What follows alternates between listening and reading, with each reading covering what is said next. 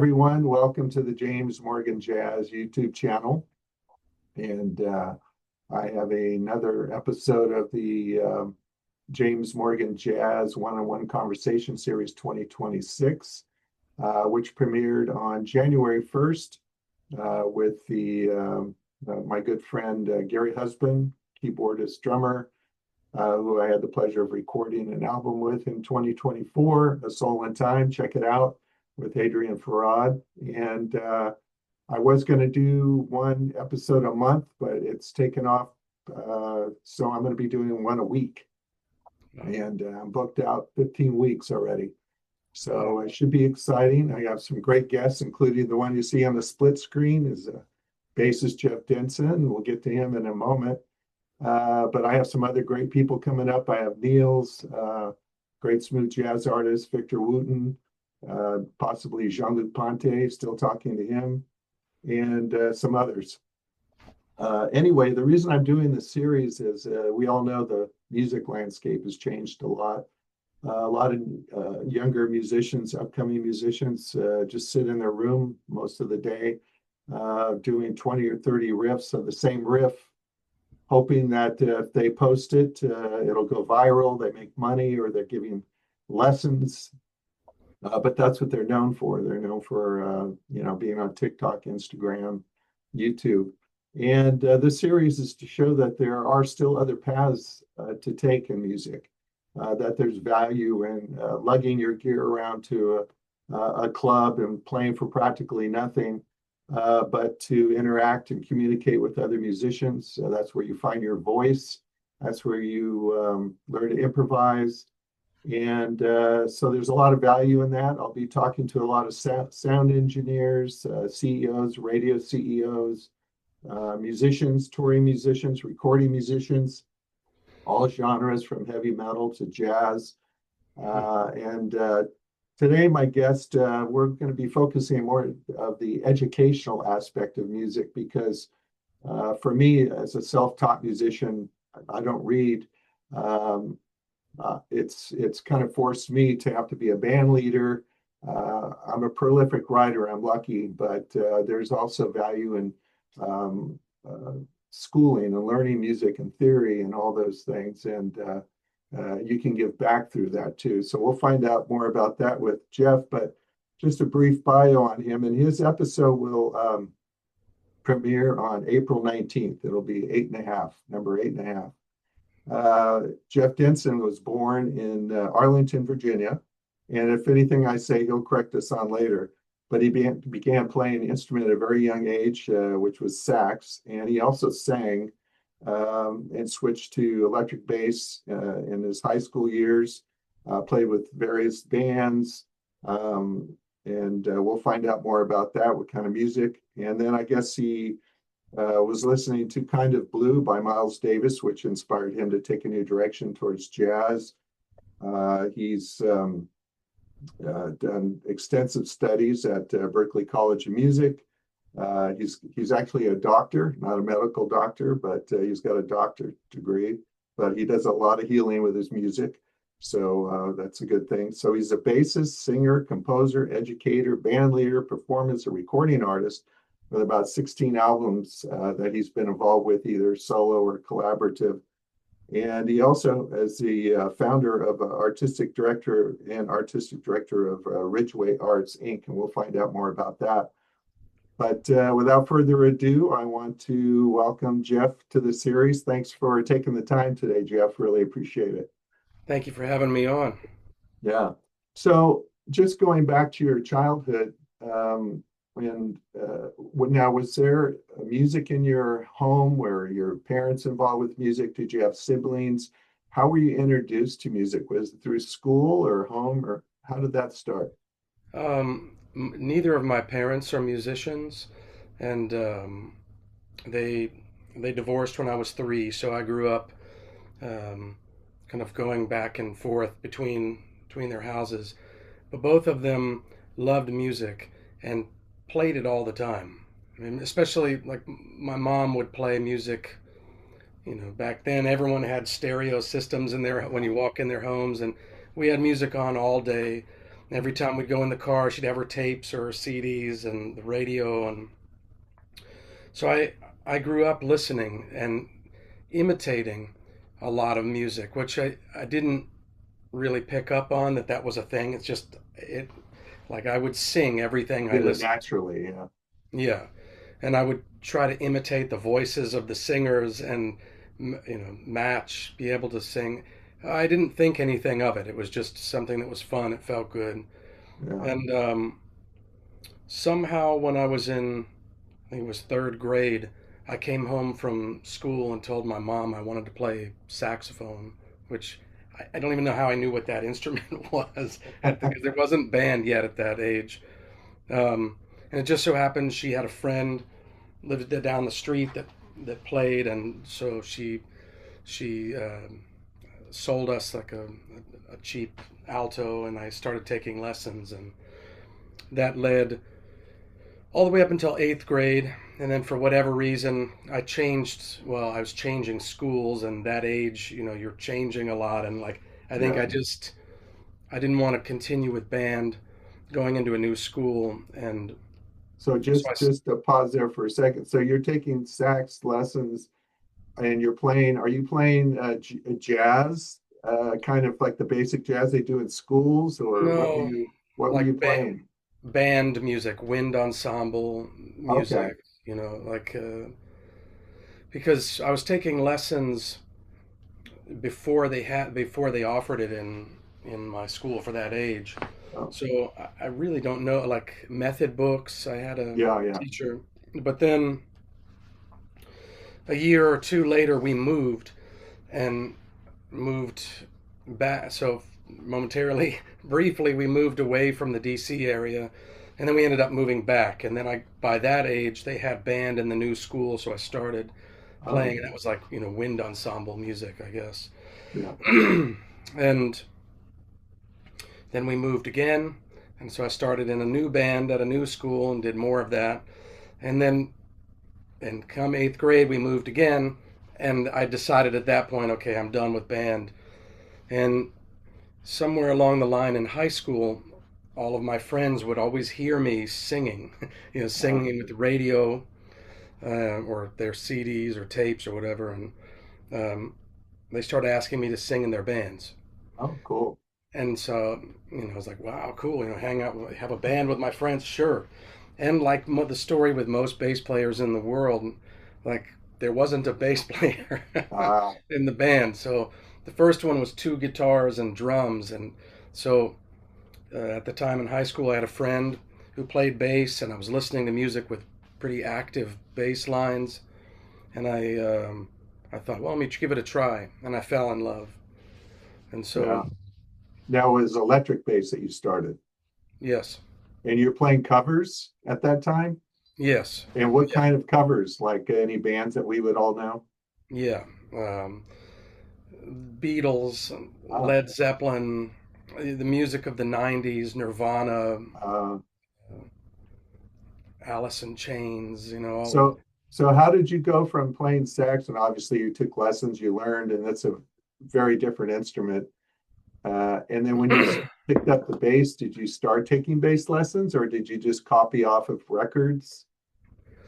a friend of mine was taking lessons. I think he was taking guitar lessons from a great teacher in it was McLean, Virginia, Northern Virginia, like a suburb of DC. His name was Peter Prince, or Peter Princiato now. Um, and he recommended him, and so I started taking lessons with Pete at the time. Nice. Hmm. So you're playing electric bass and you're singing, Hmm. and that's great singing too. Especially, I know guys that I've talked to that were horn players, and they said they switched because they wanted to get girlfriends at that time. No one wanted to date a tuba player, but if you were a guitar player, yeah, no problem. Maybe that's why I had so many girlfriends when I was young. Now that I think of it, wasn't my personality. But so you're playing with all these guys and that whole thing. Now, when did you transition into where you knew you were like serious, where you wanted to pursue like an educational career almost? Hmm. Well, so that first teacher of mine, Pete, he, he was, teaching me how to play scales and things on the electric, and I mean, I had no idea what to do with it when Right. I started, and um, he, I was listening. I'd talk about Jimi Hendrix or whatever that my friends and I were listening to. Or Yeah. I could tell you, it's like classic rock through the '90s. Yeah. Yeah. Um, Soundgarden. yes, Yeah. absolutely. Um, and then he introduced me to some jazz fusion albums that blew my mind. Particularly, it was he introduced me to Jaco Pastorius with Wow. his classic solo album with Donna Lee and all that. And like, Yeah. I, I, I didn't understand like this is possible. That's a bass. Yeah. He played me Birdland from Heavy Weather and explained to me that this was Jaco playing the melody and harmonics, and my mind was Yeah. like, I couldn't. I was so blown away. You could wrap your head around it almost. I couldn't. Yeah, I couldn't wrap my head around it. It was just like, oh my God, this guy is amazing, but I can't even begin to scratch that. Like I don't know what to do with it. And then he introduced me to Return to Forever with Stanley Clarke. Oh, yes. And just briefly on that, it's funny that you say that because my brother, who is older than me, he was into CTI records and ECM and all the Airtel and all those nice covers they had back then. And he brought him to the Seventh Galaxy to my house, and I was, That's the I one. think, about 16 or something, and I was like, oh man, I heard Bill Connors on there, and that's really what motivated me. And of course, a few years later, I ended up taking lessons from him. I lived in Santa Cruz. He lived in Half Moon Bay. And then we became good friends and hung out and took trips to different cities for classical guitar festivals and stuff that he was into. But that was such a great album. Just the beginning of it was like, and Lenny White. And it's funny, I communicate with Al Di Meola on Facebook every once in a while. And I went to their hotel after one of their shows in Santa Cruz, and I had Lenny White sitting on the end of the bed with two girls. He had a boa around his neck and a matador's hat, and Stanley was sitting on the other twin bed reading a L. Ron Hubbard book, and Al Di Meola was on the balcony with a girl talking, and and I was talking to Stanley, and I'm just in my teens at this time or late teens. And Chick came to the door, said he was driving up to San Francisco. And at that time, I looked on the balcony and Al threw a beer off the balcony because Chick was into Scientology and he didn't want them drinking. So there was a lot of strict rules um, about that. But yeah, that album was a pinnacle album for me, especially. And then, of course, when Stanley came out with a solo album, I actually would learn some of the songs on that album, and we would play those as covers. But fusion was my spark and what I played for almost 40 years. But go on. So you heard "Hymn to the Seventh Galaxy." Yeah, What? that was the exact album he introduced me to, him of the Seventh Galaxy, and then I started. I go to the record store and I'm like, okay, if the bass player is Stanley Clarke, I found a Stanley section and found his first two solo albums that I loved, like Children of Forever, Yeah, which had Dee Dee Bridgewater and Andy Bay on it, and really an upright album. And then Stanley Clarke. yeah, Um, and so, but with Stanley, there was all the slap stuff. So it's like I could I could connect to it. Like Jocko was kind of outside player more. yeah. Well, the bebop language, like Yeah, there was that's more of the doorway was opened because I'm coming from rock and funk yeah. and then you had fusion. So Stanley like was an easier, yeah, and the rock yeah, sound of fusion, yeah. motivation. And so it went from there to me renting an upright bass and realizing it was incredibly difficult to play. But actually, what did that was I was driving to my friend's house and was listening to WPFW, which is the jazz station in Washington D.C., and I heard Miles Davis' "So What" come on, and and I'm like hearing Paul Chambers play the melody, and I was at the bass playing the melody. It's so cool. And I pulled over and listened to it and waited for them to say what it was, and they announced the name. And that weekend, I went into Georgetown, and there was a little record store. You go down these steps, Yeah. and I asked about the Miles Davis section, and found a copy that had "So What." I brought it home, and it was live at the Plugged Nickel. So it was like not kind of blue. So that also like blew my mind. But once I found the right album, like kind of blue really was the entryway. So I rented an upright bass and struggled with it. And then I heard Charles Mingus' Haitian Fight Song, where he plays this incredible intro, and I decided, like literally at that moment, like if I think back of my musical journey, it's like that precise moment is like when a lightning bolt hit me, and I realized, okay, I don't care how hard this instrument is, I don't care if it hurts my hands, I don't care, like there's no way I could do that on an electric bass. I have to do this, and never looked back. Except for I do love electric bass. It's just to be clear. And you play it well too. The acoustic bass too. And I've asked, you kind of beat me to the question, because I ask in my conversations, was there a time when how did you decide on the instrument, and how were you, how were you introduced to it? And then of course, playing an upright, that's going to really kind of push you more towards jazz too. And then, so was there any particular, besides those two albums, that upright that you started listening to, and you found it was something like a direction you can go? You know how we find guitar players or instruments that we want to play, we find other musicians that play it, and oh, that's a neat tone, and I like their phrasing, and then you start kind of emulating a little bit. Yeah, it was absolutely. My first two guys were Paul Chambers and Charles Mingus. And for Mingus, I would go, I'd buy an album like The Clown I loved, and and then I would go Pithecanthropus erectus, and I'd find, I was going down the rabbit hole, like listening to Mingus. I was completely enamored by his approach to the instrument, his sound, and the power that he had. Yeah. But it's also power. It's also, like, to me, he is an inspirational figure, because more than just a great bass player, which he absolutely was a great bass player, intricate, bebop lines,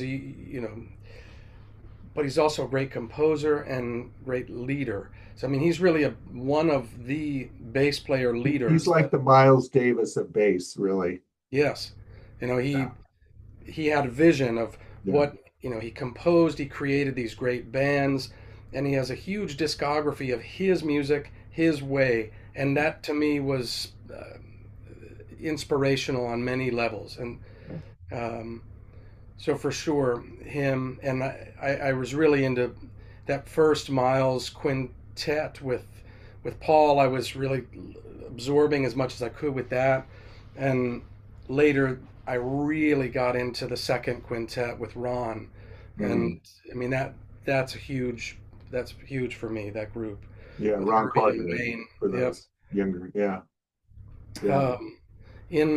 I feel very fortunate that I grew up in the DC area, and I had wonderful teachers and mentors. So, and when I say teachers and mentors, some of those were I would take lessons, like go take private bass lessons. I had a great teacher named Pepe Gonzalez, who's still very active in the DC scene. Wonderful teacher, and really more than just bass, he taught me really helped me become like an adult in many ways. Like he straightened me out and would tell me when I was doing things right or wrong, and I Well, look. like you said, you were between your dad and your mom back and forth. And that's the way it was for me when I was young. They were fighting over me, but it also created a lot of chaos moving around. I moved all the time. I don't think I finished a school. I would stop trying to make friends because I knew I'd probably move because my mom was raising me.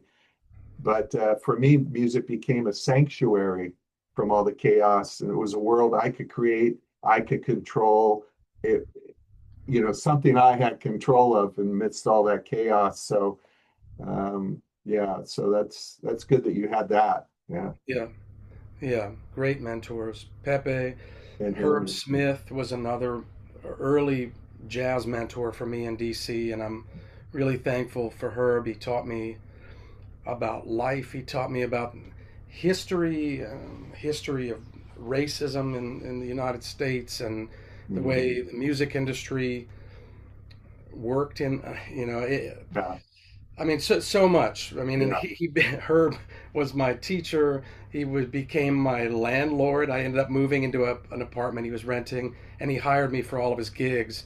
Wow. And um, I worked. I went very quickly from being introduced to the jazz world to like really going full force Participating in into it. it. Yeah, Yeah. to the point that before I left DC and went off to college, I was living solely off of playing bass in DC.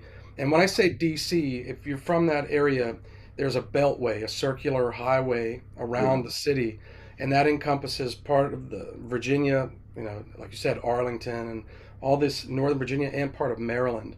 And really, you work that area is the DC area Yeah. inside, Okay. you know.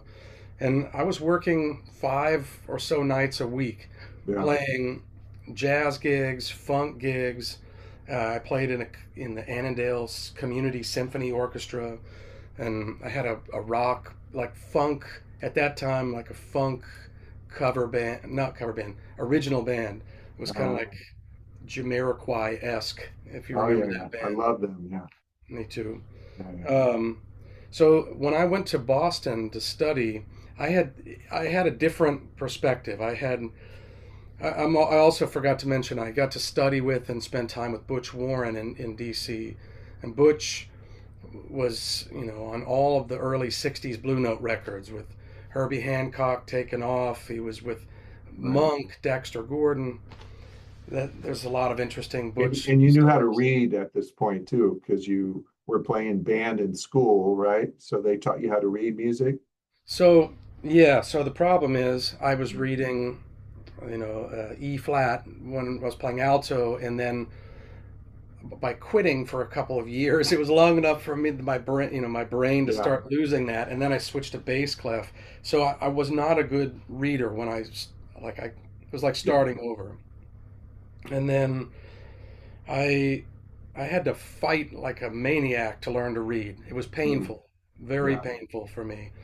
Um, and I pushed that as the years kept going. I would like figure out how much I needed to learn to function in any given scene. Um, So you went to now, Berkeley. hmm and yeah, and that was amazing because I met musicians from all over the world who Right. were studying there, and I still am very good friends with Mm. many of the people. That's a Omar very familiar Pilon. story from everyone that's I've talked to that's gone there.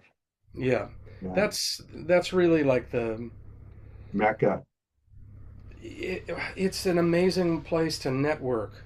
Yeah. Like I I can't speak for kids there now. I don't know what their experience is, but for me there in the 99 to 2002 in that zone, I was in school with so many amazing musicians from all over the world, and I was able to create a network like I think all of us did. We Mhm. we all left school and went to our different locations, and we used our network to Right. work with each other, which is why I have my trio with Roman Pilon. Like we met probably the first semester in Berkeley, and I Oh, okay. played with him. We played duos. We played a million sessions, Yeah. Yeah. duos, trios with no drums, with drums, quartet. we were both in the Joe Lovano ensemble together, and like Wow. so he's a long time friend. But that's an amazing example, of Yeah. network. And a side note on him, when I took up, because I was playing solid body jazz rock band, jazz fusion, and I was doing about 40 shows a year, playing fairs and things. When I switched into this contemporary smooth jazz, and I did it so I could get more work for weddings and corporate gigs, background music. Um, Little did I know that it was a genre that I'd really enjoy. I had searched when I bought the guitar you see next to me. I searched the internet and found Romain. I found Tom Ollendorf, a few others that had tones and phrasings and things that I liked because I was looking for my sound Hmm. switching. It was very hard. But I discovered him a while back, and he's an amazing guitar player. His Yes. phrasing, everything about him, his personality, such a great guy. But go ahead. So you guys are friends, and you played a million times. Hmm. Yeah. And like that when I look back at my Boston years, like so I went from DC, where DC was all, I'm sure it's the same, but back then in the late 90s it was about two things really. It was swing and funk. Uh-huh. So it's like you had to groove, and you had to groove. That was the thing you had to do. And it was, so my time in DC was learning about that, Yeah. learning learning to play tunes by ear, Mm. learning about Improvising, all that kind of stuff. improvising, playing the blues, like really kind of like in a. I mean, it was every night. Like I was working with older musicians who were literally. I mean, I thank you all of them for being so patient with me, because Yeah. you know I would got my butt kicked on a nightly basis. Well, they obviously saw a talent in you. Otherwise, they probably wouldn't have had the patience.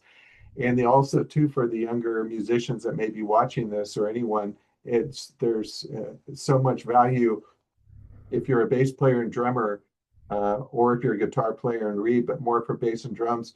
You can be a side musician, which they call side musician. It's not diminutive in any way, that term, but you get the opportunity to play with so many different levels of musicians and so many types of music. It really makes you almost a more encompassing an encompassing outlook of music by doing that. Absolutely. I, in the current world we live in, where social media is so pervasive, and there are so many people who have like such kind of dogmatic out, views, and that they pump out into the world. I personally, that kind of stuff grates on me, and Yeah, it's almost offensive. yeah, because there are many ways. Here's the truth. There Yeah, are many truths, and there are many ways. There are many ways to learn. There's many styles of, even within the jazz world, there are many yeah. approaches and beautiful ways and philosophies. And there, so not to go off on tangents, but like No, but I, do. That's what this is for. there are many ways to learn, and there are many beautiful approaches, and there is not one better than the other, and there is not one truth, like as far as how to learn and how to relate, and um, I where was I going to go with that? Um, I left DC just to kind of segue back, like learning, thinking about swing. I mean, like I wanted to swing and to play groove, and I got to Boston, and then I'm meeting people from all over the world with different approaches and different, like they'd be into different pockets of the music. And so by working with these people, I would learn their approach. I had friends that were really into free jazz, and Mm. like they like really introduced me to that, and I hadn't really been involved in that in DC. I was really getting into the music of Wayne Shorter and Joe Henderson at the time. Mm. I was that you mentioned ECM. That's where I learned about ECM, and like that's a whole other Oh, yeah. world of music and approaches that I really loved. And so my mind was expanding, like, playing with musicians from France, Germany, Africa, Japan, Yeah. like bringing different approaches. I also really got into odd meters there at that time. Like that wasn't something I did in DC at all whatsoever. Right. Um, It was more groove oriented, it sounds like. Tradition, like Yeah. bop, Yeah. hard bop, Yeah. Yeah. and funk. And Yeah. funk in the DC area, especially at the time, it was really like James Brown, Mm, go go, like that kind of East Coast yeah. funk. Yeah. Yeah.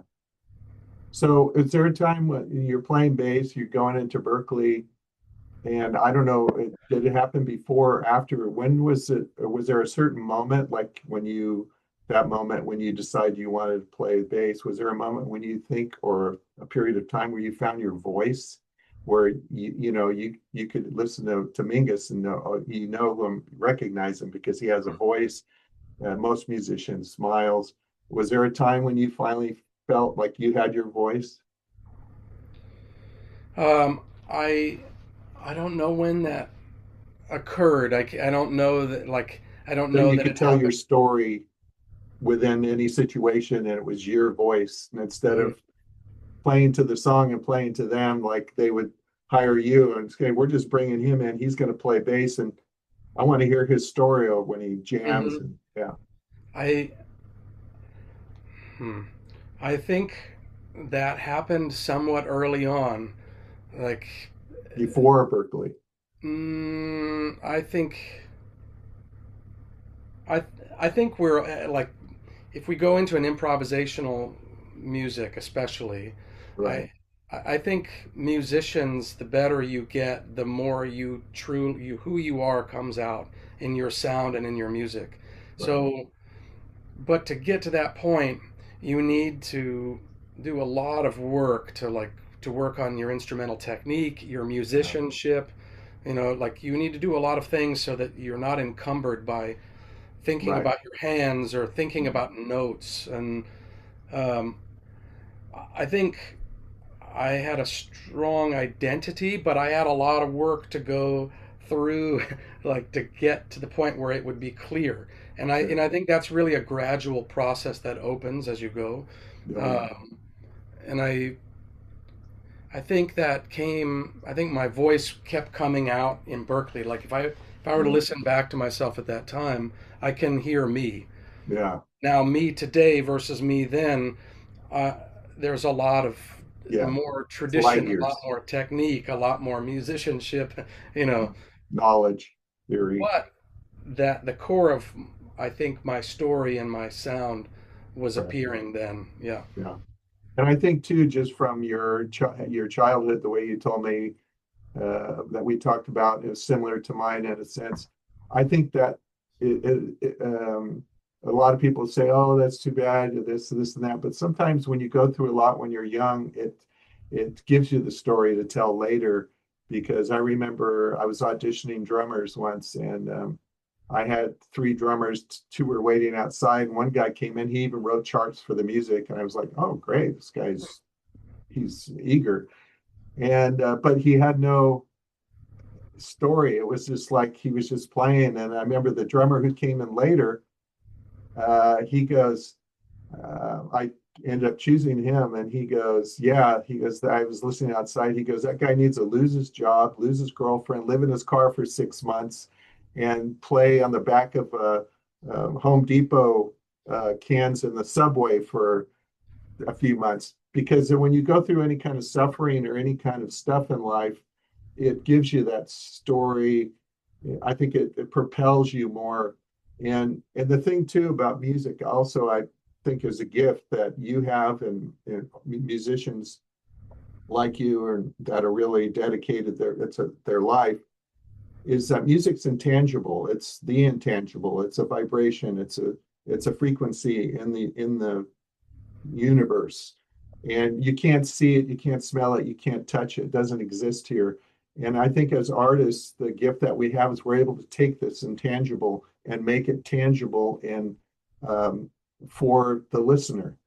where if they're going through something emotional, a divorce, or it makes them happy or sad, we're taking something that doesn't exist and we're doing it through the hard work, like you said, learning all these things and perfecting your craft, your instrument. The instrument is really what's speaking to them. We're just learning to meld with the instrument and let it come through us.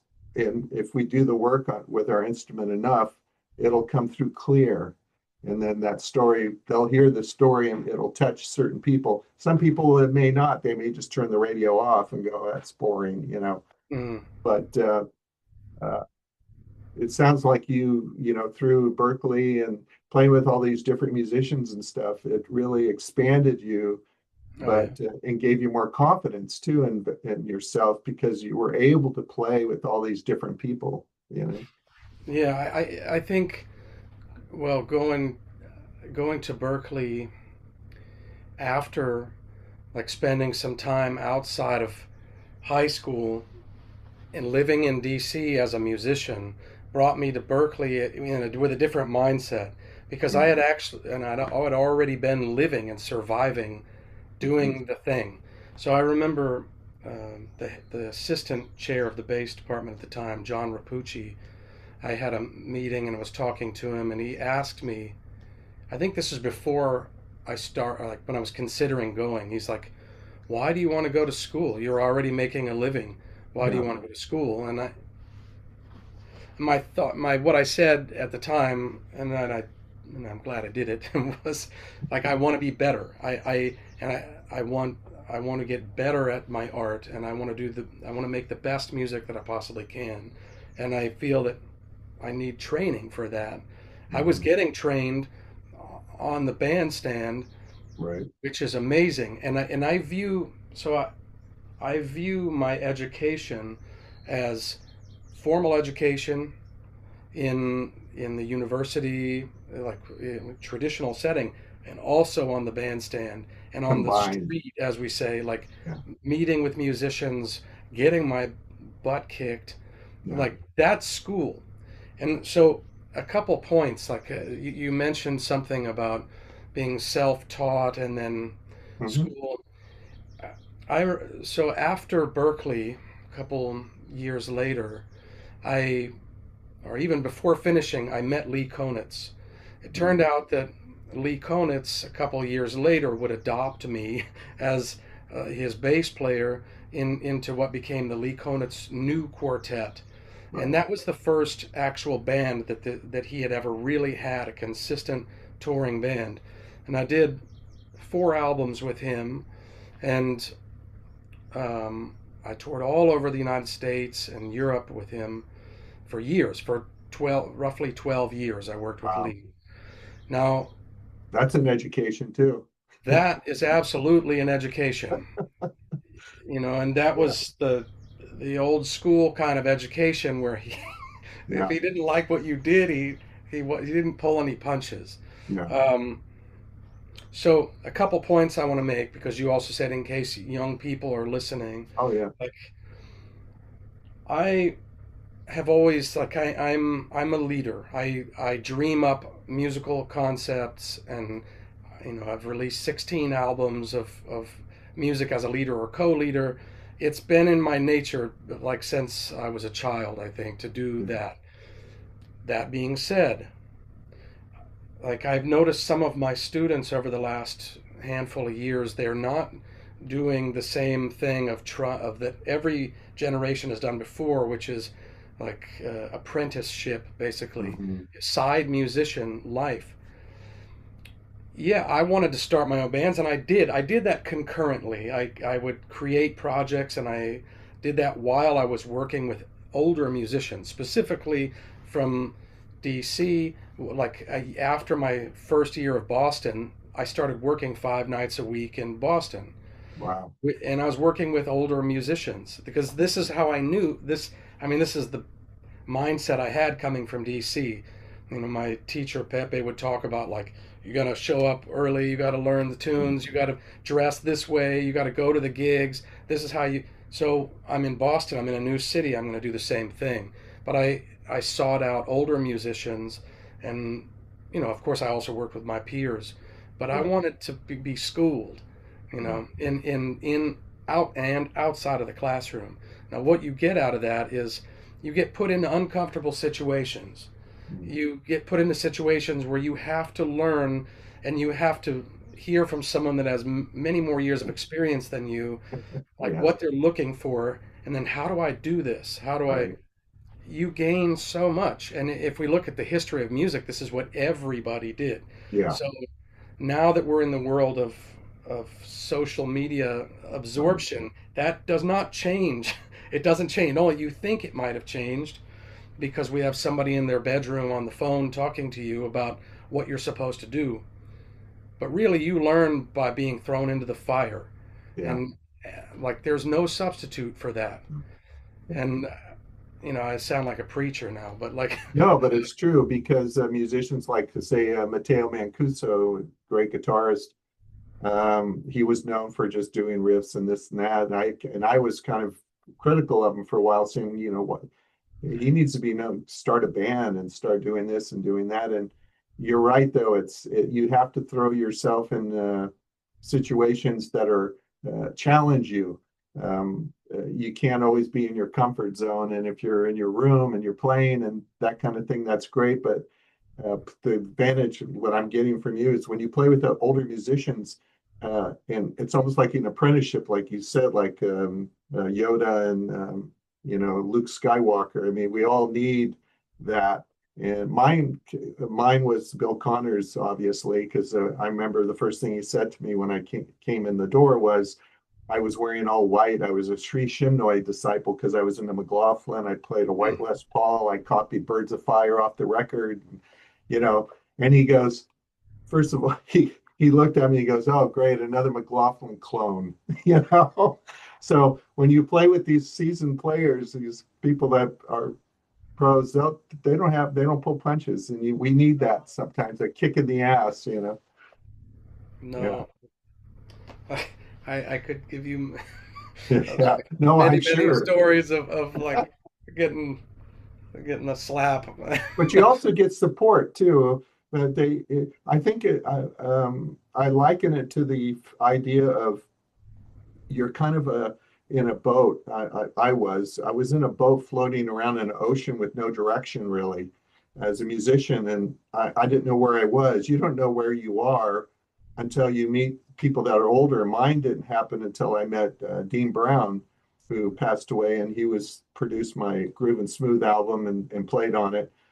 Um, we would drive back and forth to the studio almost daily basis and talk and stuff. And just working with him and his feedback to me and how he would say, teach me a certain thing, like, okay, don't use that finger, use this finger, and it'd Mm, be easier. And I would try it, and I go, oh, he validated where I was as a musician, and that's what they don't only mentor you, but they kind of show you where you're at because they know they've been there, and you mm. have to have that respect to go, okay, this is where I am, and then you have something to work with. So you had that education is almost more important than the formal in a way, as Yeah. far as your confidence and personality. See, here's one thing. So working with Lee for 12 plus years, Who's a we, great musician. master, Yeah. master, and he was 50 years older than me, right? And we talked. So I pursued my formal education. So I finished Berkeley, and pretty much all of my friends immediately moved straight to New York. And so I'm thinking, okay, every musician says you got to live in New York. So I'm thinking I'm going to move to New York. But I had one major issue, and that is I'm type 1 diabetic, and I have been since I was 11 years old. And I would ask my friends, well, what are you going to do about medical insurance? And every single one of them said, oh, well, I don't know. I guess I won't have any. I'm thinking, oh, well, this isn't possible. This isn't possible for me. So I was really trying to figure out what to do. I the I won't spend a long time on this. I ended up getting an offer to teach at Florida State University and get a And free. that's perfect because I was going to ask you, how did you transition from performance recording to teaching? So yeah, Mhm. Um, so I'm walking on the street in Boston, and and the head of the bass department at the time, Rich Appleman, said he'd been looking for me, and there was a school looking for a graduate bass assistant, which I had no idea what that was. I had never thought about graduate school ever. Neither one of my parents went to college, let alone graduate school. So he told me, well, you teach for the university and you get a little salary, or a little stipend, medical insurance, and a free master's degree. And I was thinking, I was like, wow, okay, wow, medical insurance. This is really the thing because I'm yeah, really honestly, this is pre-Obamacare. This like I didn't know what I was going to do, and I was terrified, thinking like I'm aging out of the ability to get insurance through my mom. yeah, I I can't get it at that time. This is insane in the United States of America. Like yeah, if you have a pre-existing condition, you weren't allowed to get insurance. So yeah, like insanity unless you land a job like some kind of job with a company or something. right, So here's a door opens for me. yeah, Study with some amazing faculty, get free medical insurance, and get a yeah, master's degree. And and at the time, someone was saying, "Look, Jeff, if you get a master's degree, you could maybe get a college teaching job, and you could pick and choose your gigs." And in the back of my mind, the diabetic is thinking that means medical insurance, right? right, So, okay.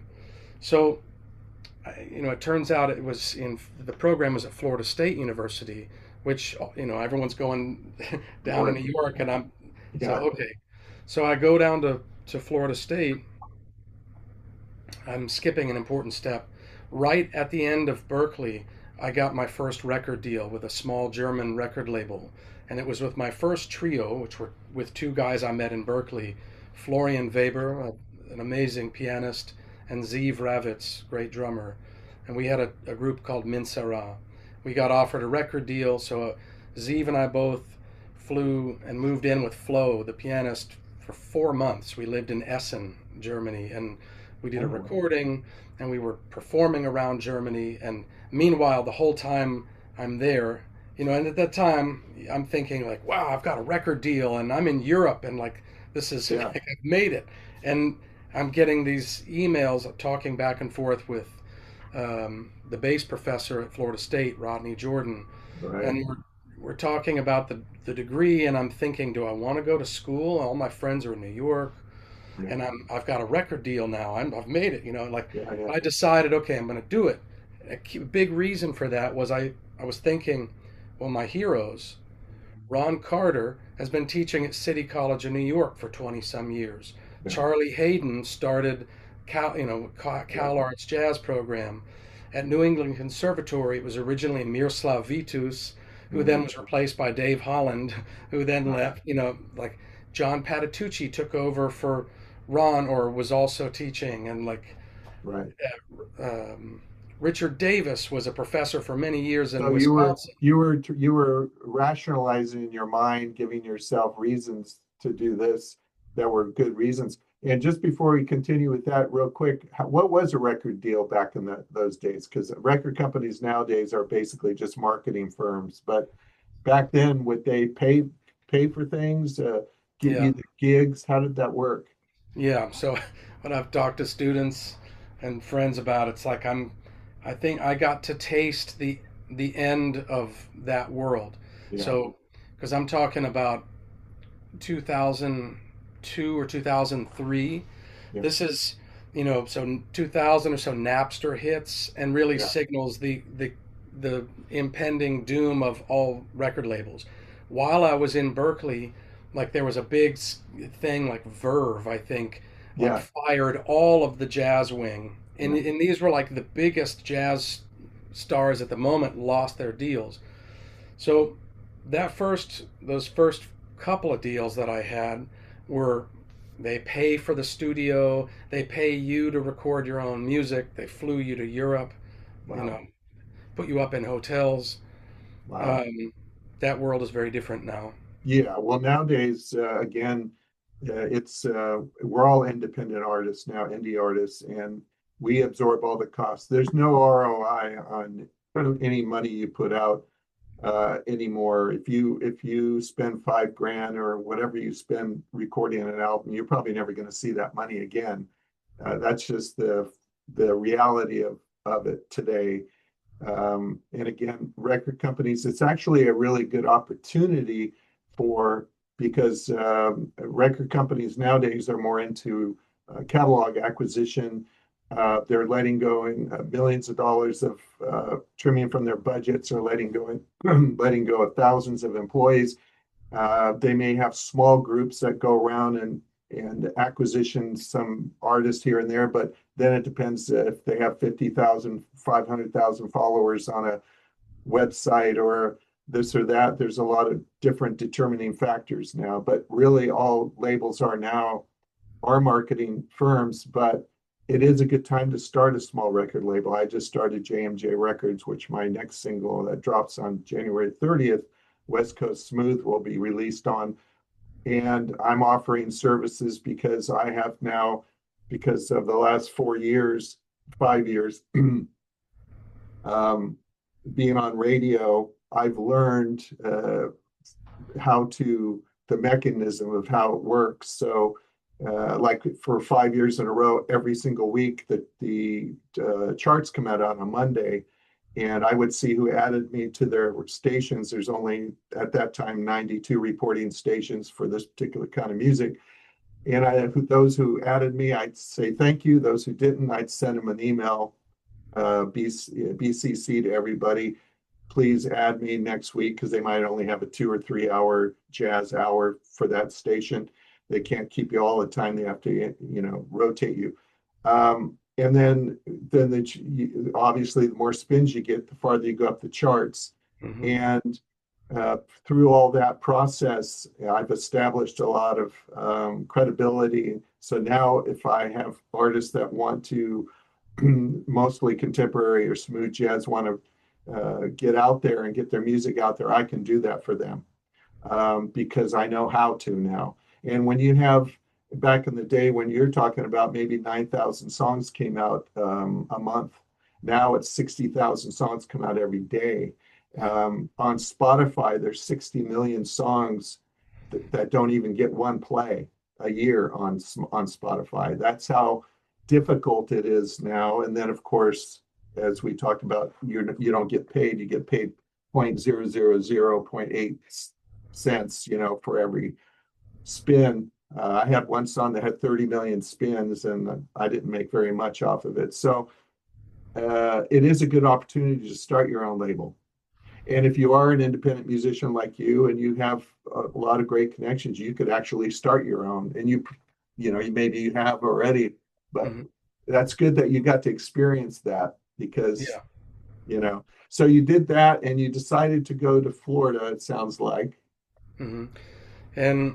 So I had just released this album in Germany with, it went worldwide, but it was a small German label. And then I moved down to Florida. So that was 2 years, so 4 semesters. Each semester I would travel to Europe for a tour. So I was studying down there, and I started gigging in North Florida and part of Georgia. But then I was flying to Europe and touring with my trio. And then in the second year is when, I think this is when this happened. Yeah, I ended up getting called to do a recording session in Germany with my trio, led by a saxophonist, and he hired Lee as a guest. So then Lee met my group in the studio, and the next thing I knew, he started showing up at our trio performances because he took an interest in us. Wow. And then the next thing I knew, he asked us to get together to play a session. And then I moved from that small German label to Enya Records, which was one of the biggest jazz labels in Europe. Mm-hmm. Mingus was on Enya, Chet Baker, Eric Dolphy, Joe Lovano, Schofield, Hmm. So that was thrilling, and that was an immediate jump for me in my career when we got hooked up with Enya, doors from larger festivals opened for us. We Right. played the Montreal Jazz Festival, the Berlin Wow. Jazz Festival, JVC Jazz Festival Paris, Yeah, yeah, and this is my original music. I mean, at yeah. with the guys, like we all three would Right. equally compose and equally lead. Um, so that's amazing. And then we got, Lee basically wanted to play with us, and Enya released an album. It was called Lee Konitz and Minsara Oh, Deep wow. Lee. So that was the first album I did with Lee. And when we did that album, it was all original music. Like we all wrote for it, including Lee, which was also a rarity. Like Yeah. he would tend to not do that so much. Um, and then we started getting gig offers. He had a lot of agents, a lot of different or a number of different agents, and then he told us, he's like, we're not. It was like, can you do this festival, this one? Yes, we're thinking, Yeah. of course, yes, we're there. Yeah. And then he's like, we're not playing any of that music we recorded, and we're like, what? It's like, Right. we're playing standards. So okay, so we start playing with Lee, but what this means is now I moved for 2 years to Florida. I'm meeting new musicians. I'm studying from great players. I study with Marcus Roberts, wonderful pianist, Rodney Jordan, Leon Anderson, great bassist and drummer, Bill Peterson, great pianist. I mean, really wonderful musicians. And I'm touring in Europe with my original music, with my trio, and then playing jazz standards with a jazz legend. Right. And that, Lee is asking me like, what are you doing in school? Right? Like Right. I give him my spiel, Yeah, but yeah. that went from, okay, I finished the 2 years and I'm planning, okay, finally now I'm moving to New York, and I go up to New York to look for apartments, and I see that this great musician Mark Dresser is performing, and a friend of mine, a drummer, dear friend of mine, Ronan Itzik, he's like, man, if you ever get a chance to see this bass player Mark Dresser play, you should do it. I think you'd love him. So it's coincidence. Like I'm in New York on my birthday. I see, I'm looking because I'm thinking I'm going to look for an apartments, like check out neighborhoods. I see him playing. I go see Mark, and I'm like blown away. I mean, my Right. mind is, because Mark is very, very, very unique. Yeah. And I get to talking with him. We exchange information, and I send him recordings because I wanted to take a lesson with him. And he told me after checking me out, he's like, I just started a professorship at the University of California, San Diego. And if you're interested in pursuing your formal education, I'll get you anything you need to do this. Wow. And I'm thinking, a doctorate degree? Like Yeah. I didn't even think I'd get a bachelor's degree, honestly. I wasn't Right. sure Yeah. I'd finish. And then somehow I end up like getting this offer in Florida for a master's. Now it's happening again on the other side of the country, which I had never been to the West Coast. So I'm Yeah. thinking like, but then I said, you know what, I'm going to do this because I really wanted to study with Mark, and I'm still in the same boat. There's no Obamacare. I still Right. have diabetes ain't going anywhere. Right. So like, um, And also, too, gets back to my point about validation. All these things that are happening to you are validation. That's one of the neat things about going through different things as a musician, rather than just sitting in your room, but being out in the world, is you get all this feedback. I mean, that's boosts your confidence, and plus, and then you already got your master's, so you know what it entails, sort of. I'm sure a doctorate is. well, it was a major leap because Berkeley, I was studying, basically I was a jazz performance major, and then I went and got a master's degree in jazz studies. Right. But the program at UCSD was not jazz, it was contemporary music. So this means modern Western art music or modern classical music. Right. And luckily, like going back to Pepe in DC, he used to be like, little brother, pick up that bow. It's like we're playing, I guess I'm like, oh, Pepe, I want to swing. And he's like, that's great. But you're going to play these etudes, these classical etudes. And he would make me practice like, what I thought I didn't want. Right. Right. At that time I started playing in a community orchestra. So I'm playing classically, studying it, but really I'm thinking about jazz. Right. Right. And then I moved to Boston. I'm all about jazz, but I worked on Bach cello suites. I worked on Right. my bow, so I kept developing.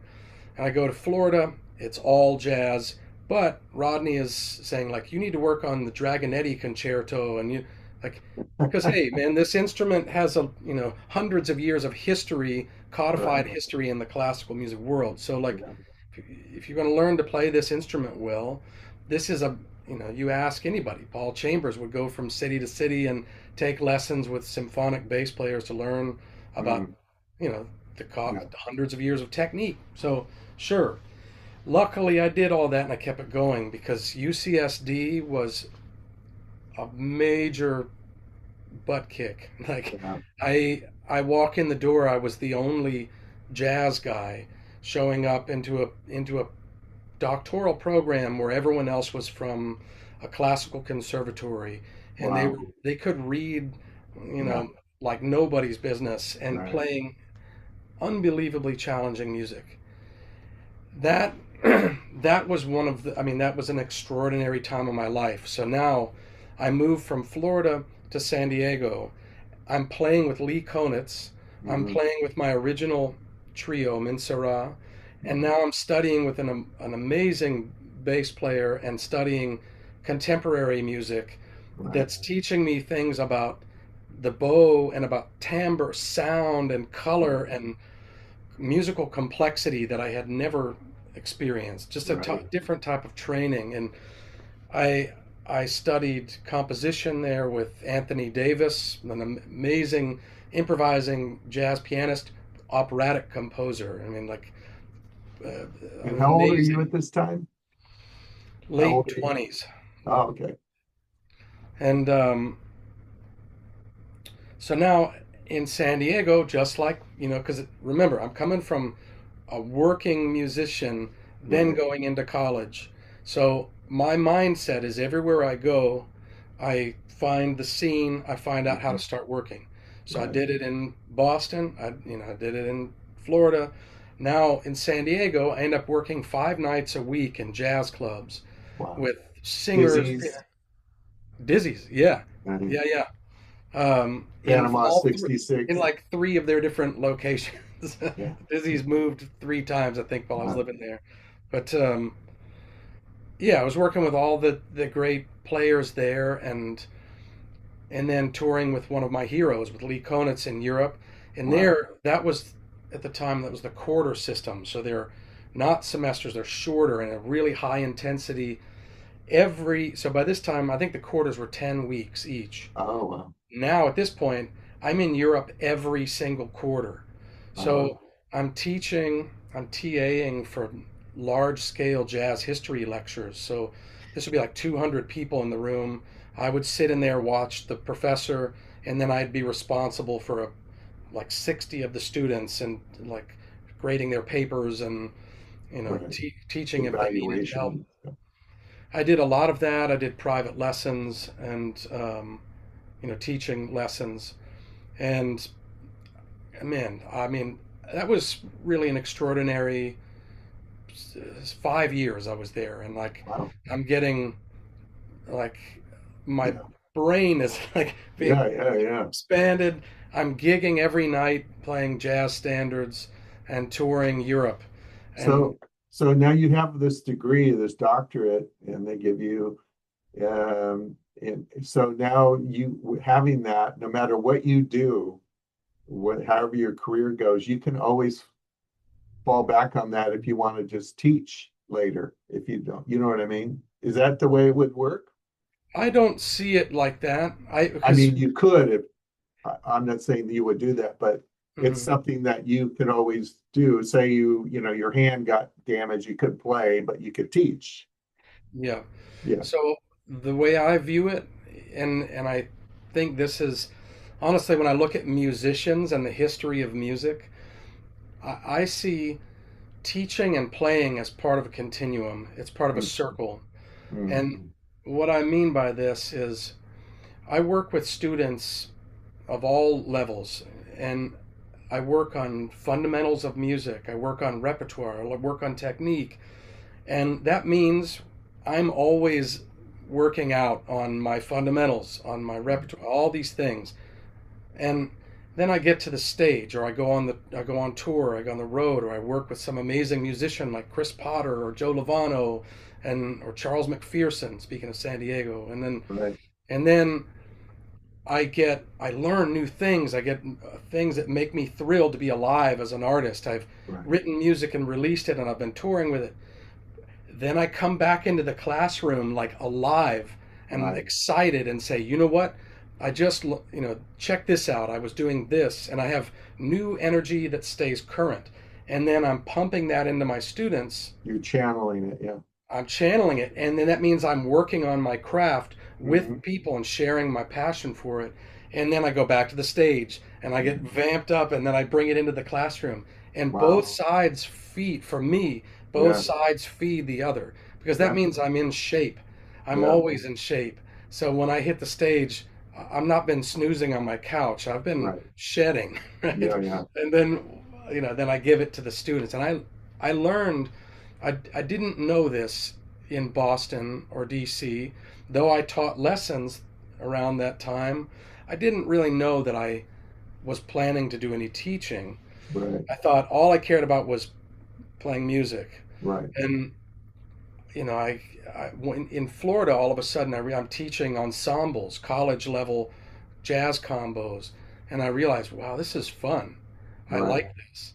And Yeah. then in San Diego, I'm listening to jazz history. I love jazz history. I Right. love, I love listening to the music that I love and finding out the social Yeah. situations, and Hmm. and then in that situation, all of a sudden, I had to guest lecture, speak to 200 students, and wow, this is a different kind of thing. I like it, and so Right. I learned I really liked that and realized, okay, the life that I want to create is a life as a professor, ideally in a situation where they value what I do as an artist, so Hmm. that I continue to tour and get, Continue. You want to keep that continuum going that you were talking about, cycle. yeah, Yeah. It sounds like you'll be able to, and I think schools would work with you with that because they see the value, especially if you explain to them that it would bring actually more to whatever they would hire you for, actually tenfold. But now a lot of musicians I know when they tour, especially a busy one like you, you're touring, you're going to Europe, you're teaching, and all these things. And plus, we have to live life, obviously, too. So pay bills and all the things that we do. Uh, I know that some musicians that tour a lot, like Gary Husband, for instance, and others, um, they uh, they do a sound check that day. They'll play 3 hours that night. They may do a warm up, but then they have to travel and get to the next city or whatever, check in, do the same thing every day. But when they're home, they may have a practice routine where they may play 3 hours a day.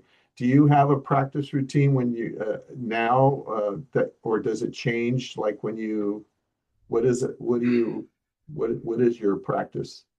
yeah. I do have routines that they change.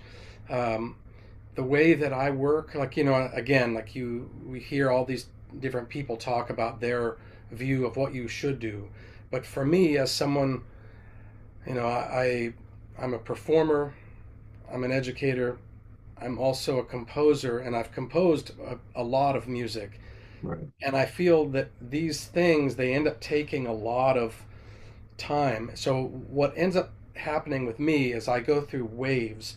Like I'm right now, I'm heavily in a practice routine with the double bass, and but that wave will change as soon as I start going into composer mode.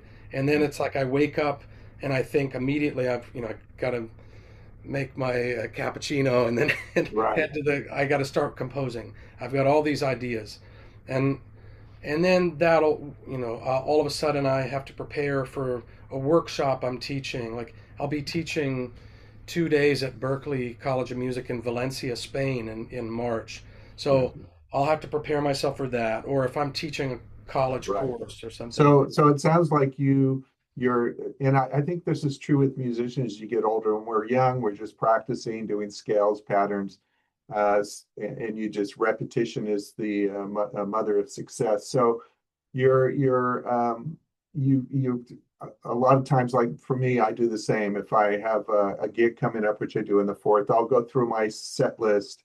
I'll start relearning the songs because maybe for the last couple months I've just been working on ideas for a new song or learning new patterns, and I want to, change. So I think you do that more when you get older because you don't need to do the rudimentary stuff. Yeah. So you sounds like you apply yourself towards that when you're practicing rather than just sitting and doing scales and that It kind of thing. fluctuates. It fluctuates because Yeah, I do have a lot of like technical routines that in different phases of my life I'll spend a lot of time doing. And I think with the upright bass, you know, it's a very unforgiving instrument, and if I'm like I have a lot of scale and arpeggio routines that I like to do so that I stay in shape and that I stay really focused on pitch.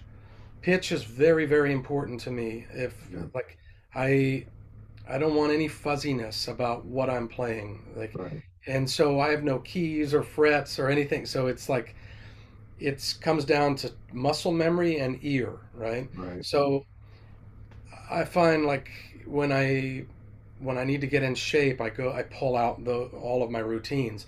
Sometimes I use those routines like on a daily basis for years, and then Mhm. right at the moment I've been kind of in these waves. Um, Right. but I do have very specific technical routines that I like to Right. stay in shape with. Right, because you also too, I noticed in your playing, unlike a lot of upright bass players that I've listened to, you have a unique phrasing. Your phrasing, a lot of uprights that I listen to or I've heard, it almost sounds repetitious to me. But when you're playing, even though the song keeps going over the chords, it's almost like you're not playing over it, but you're creating a story within it while you're keeping it going. Your phrasing is very good. And I think maybe the practicing you're doing with all the techniques and stuff allows you more freedom to actually create while you're playing in the moment. Because that's what I get from your playing when I listen to your bass playing. That's I think that's what kind of sets you apart from a lot of the bass players that I've heard. And to be honest with you, I think you're probably one of the most underrated upright bassists out there. I know people always talk about Swallow and all these great McBride, and there's so many great players, but I put you right there with them.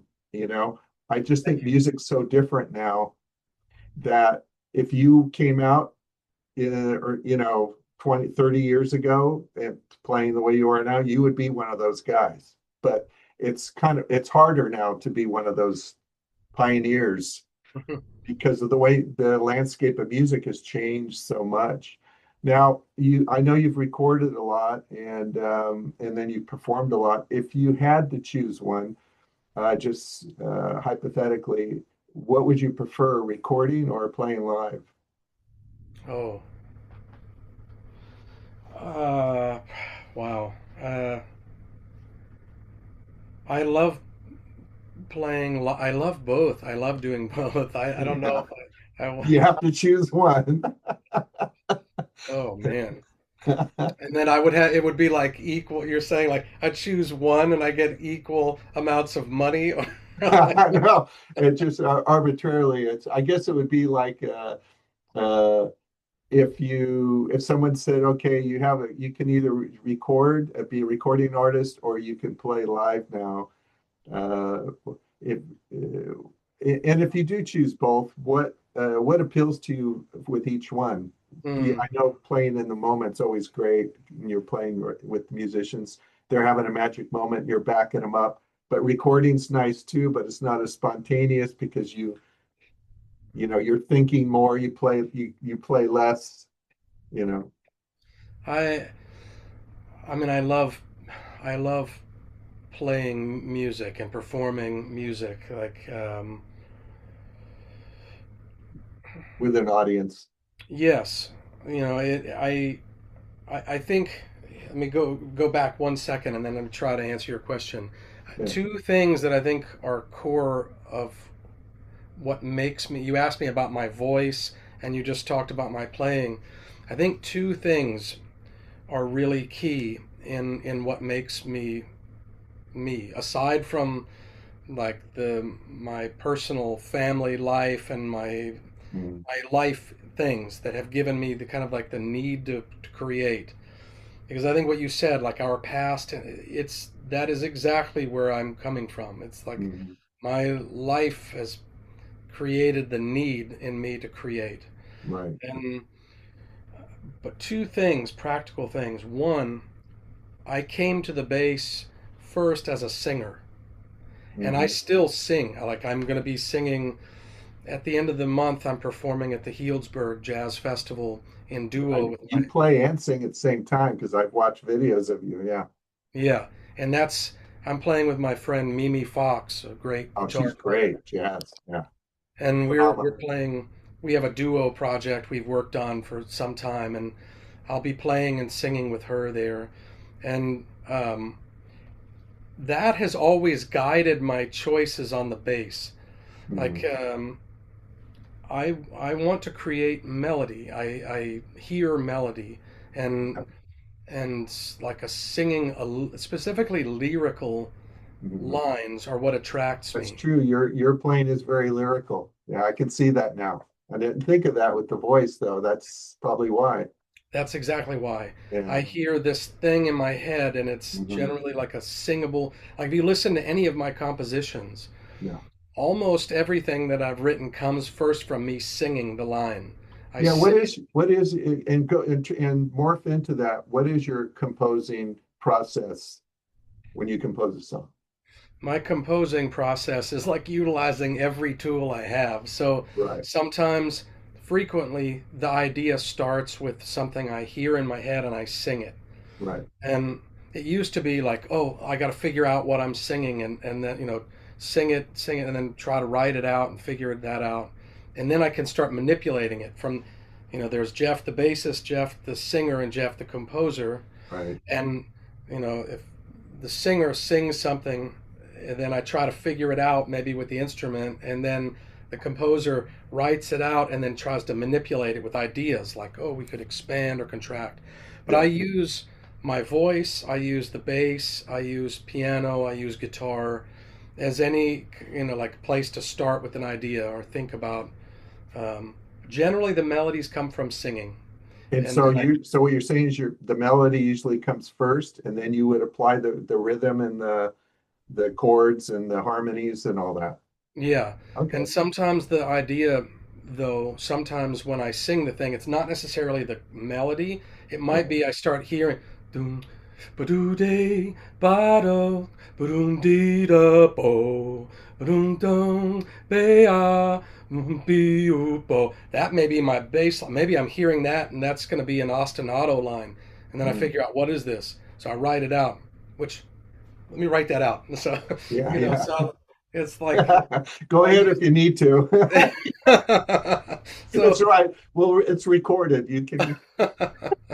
so yeah, You that's go you go, huh, that new song James just came out with. I've heard that somewhere. yeah. So comes from singing an idea and then thinking about it, and you, you know, once I bring it out on paper and write it out, then the composer starts to come in. Um, but so here's that was like the voice. That's hugely influential on the way I play the Right. bass. Two, back in D.C. before Berkeley, I had a friend who's an extraordinary guitar player, about I don't know 8 or 9 years older than me, something like that. Um, and he said something to me. Probably he didn't even. I don't know. He said it in passing, but he's like, I don't play licks. Mm. And I thought, oh, okay. I mean, I don't know anything. I literally, I barely know anything. Yeah. And like guys start letting me play with them out of, because they need a bass player and they're willing to help school me in a way. Like, so like, okay. So this is like in the early part of my brain, I thought like, oh, licks aren't good. That's not good, right? And so I meet with all these people. I'm learning all these standards. I'm getting my butt handed to me. Then I move to Boston. I meet these people. I start playing free music where there's nothing, and like I'm listening and thinking, mind you, I'm still a vocalist, right? Like experiencing things that I sing. So I'm lyrically, melodically driven, right? Yeah. So now I'm in these situations where I have to hear and respond. Well, that is a big part of what that is. Translation is improvisation. Like really improvising is a core part of what I do.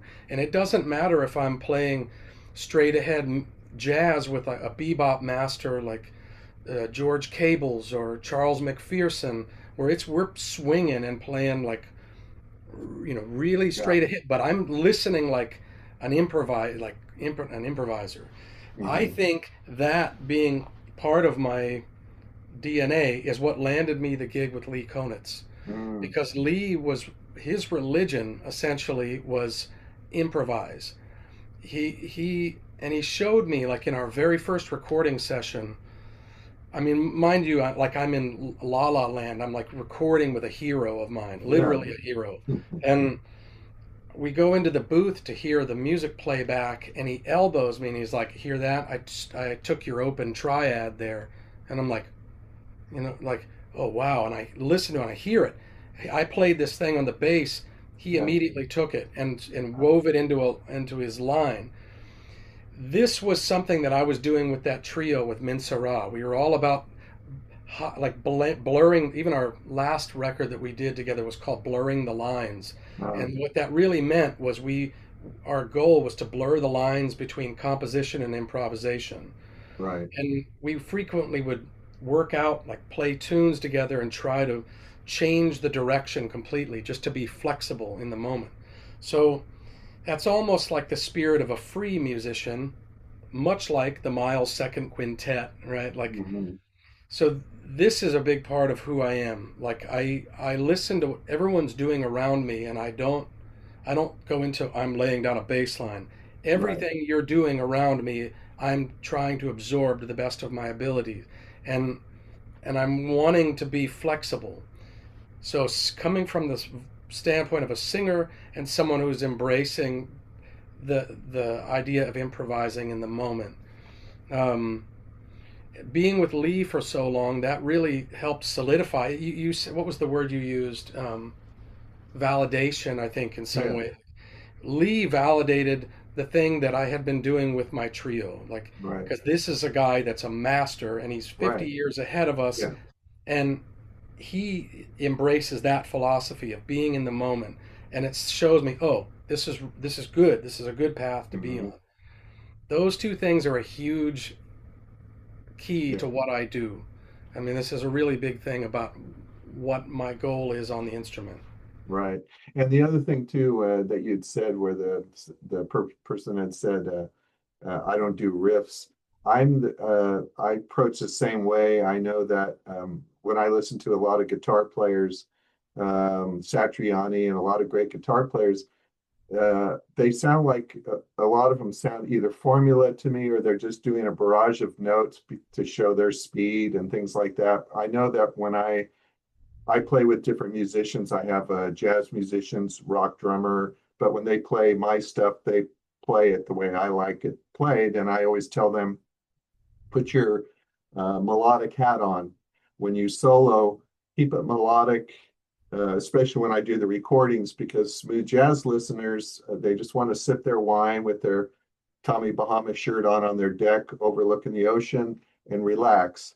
They don't care how fast you can play. They don't care that you can rip it up and, chromatically all up and down the neck. They just want to hear a nice groove and a nice melody. So when you solo, if you notice on my songs, if you ever listen to all my solos are melodic. I try to start somewhere, go and finish, because I'm not playing to the listener, but I'm playing what sounds good to me.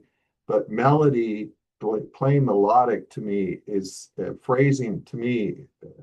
That's what grabs my attention. To me, that's the most important thing, is phrasing. If you don't have good phrasing, you're going to lose me. And I think good phrasing comes from playing melodic in your mind, because it gives you something to attach and follow. I think there's a saying, the definition of music, or music is nothing but a succession of notes to an eventual point of repose.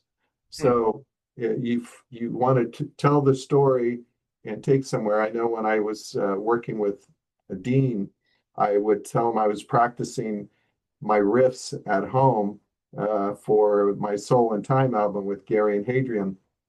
And he would tell me, yeah, but when you go in the studio, before he got real sick, he said, forget everything that you practice when you go in. And also too, to just tell the story and make it sound beautiful. And I think when you play lyrically, it sounds more beautiful to me.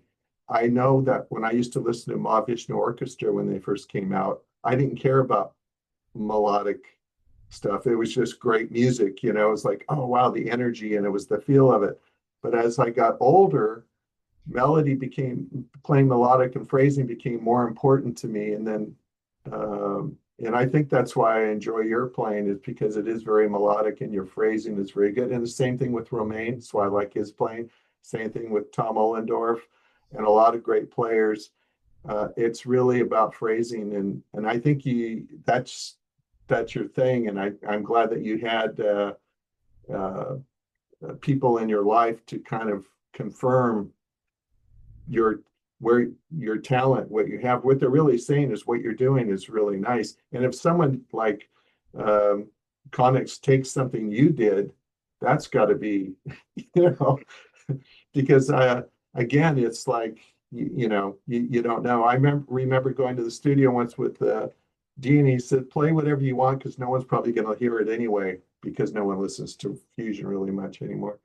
And of course, I won an award you can see behind me. But it's really, when I went in to record, Dean had passed away. When I recorded my solos, I pretended he was sitting in front of me, like he always did in the room. I always played with speakers by the board. I like the sound. And I would just pretend he was there, because he'd be on his phone. He'd go, again, like that. And then he goes, you're thinking too much. You're thinking too much. Just play. And then I'd say, oh God, I hit my thumb on the string when I went in. I love that, you know, because it's raw.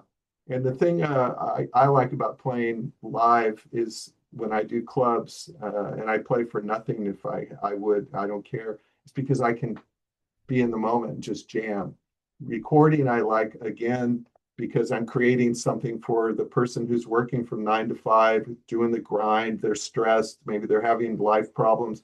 They're going to put on my music, and it may take them away for a minute. And that's, to me, that's all I want, you know. But you know, you're lucky that you've had all the direction, and you know, it doesn't surprise me, because all those doors opened. They didn't just open by accident or because you're lucky. They opened because you put in the work, and you were prepared for each time. Just like you said, you kept that other thing going with the bow and doing all these things. So when that opportunity came, you were ready for it. And that's really, to me, what practicing is. You're working on your craft so that when those opportunities come, where I was able to, like this year now, I'll be doing 2 more singles, fusion singles I couldn't put on the first one. I'll be working with Dennis Chambers and Ernest Tibbs. So, you know, I took out my guitar. I'm starting to do my work on it, because I want to be ready. So when they're ready and their busy schedule, I'll be ready. But that's really what it is. It's just preparing yourself constantly for whatever happens next, because you don't know, you know, your life's not over yet. I mean, I'm 68. My career started taking off in 2020, really. when it got quiet, because I was able to get in when it was quiet, because everything quieted down in the smooth contemporary jazz thing. Otherwise, no one probably would have even noticed me, you know? And I tell people nowadays, especially with the landscape of music, is mostly marketing, it's online, it's putting content online. It's not really how talent it is. You have to have talent. But I tell people I'm not the greatest guitarist in the world, I'm the greatest composer, any of that, but I'm a good marketer. And because I know how to market myself, it helps me get my music out there. And that's all I really want. But nowadays, as you know, you don't even have to be a great musician. You can put a riff online, record it slow, and speed it up and sound like you're a speed demon and make money off of it. It's sad, but it's true. Now AI, all this stuff, I know a lot of people have a negative view of it, but everything to me, music is always going to evolve, just like it did from keyboards to synthesizers to just like records went to streaming through CDs and cassettes and all that stuff. Uh, I think it can all be used as a tool, but I think music's going to come back around to organic music, where musicians are going to start making money again, and it's going to become more, the human side is going to be stronger, because what's happening is a lot of musicians are pulling out their catalogs off of these streaming platforms because of their investment policies, and also they're running out because there's no more new bands starting. They're regurgitating the same music over and over, except for this, a pop single here and there. They're not going to be able to hold on to the subscribers that they have, because they're running out of, it's like running out of oil. You can only, pump oil out of the ground till there isn't anymore. And I think CDs are coming back now, vinyl's making a comeback. I've heard from different musicians I've talked to in New York and France and other countries, Germany, that the live music is coming back.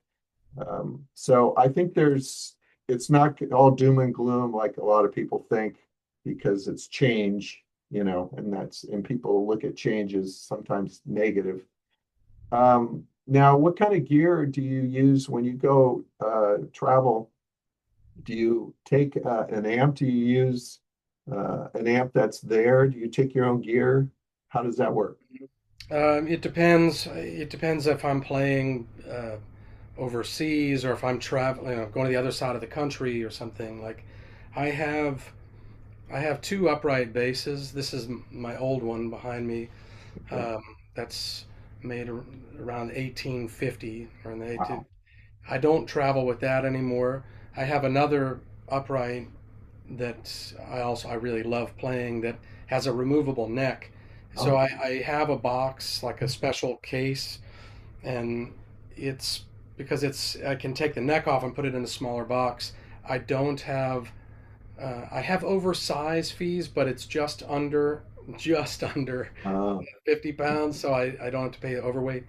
But that being said, a lot of the time I'll play bass de jour. I'll show up, mm, and the clubs, especially in Europe, pretty much everybody will be able to provide a double bass. okay. Um, that is, it is what it is. I'm used to it. I've been doing it now for 20 And you sound like years. you when you play it, Yeah. because a lot of the sound is you.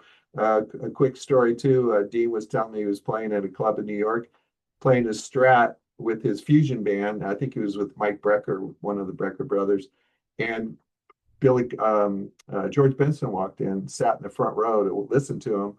Oh, And during one of the breaks between the song, I think it was Mike Brecker called him up and said, "You want to come up and play?" And he goes, "Well, I don't have my guitar." Dean's, "You can use mine." He took a Strat, and Dean said he just turned around and did a couple turns and got on there. It sounded just like he was playing a semi-hollow body jazz guitar, because a lot of our sound is us. It's not just the instrument. Yeah. yeah. So you'll use whatever's there, and then the same, and you go direct through the PA or through an amp. Do you like Um, I'm an Aguilar artist, so whenever possible, if I'm traveling, I you give contact them? Yeah, or I let the venue know what I want, like Right, the size bass I want and the type of strings I want. And if they, if they can accommodate it, they do. Sometimes right. they don't. They own what they own, and you make do.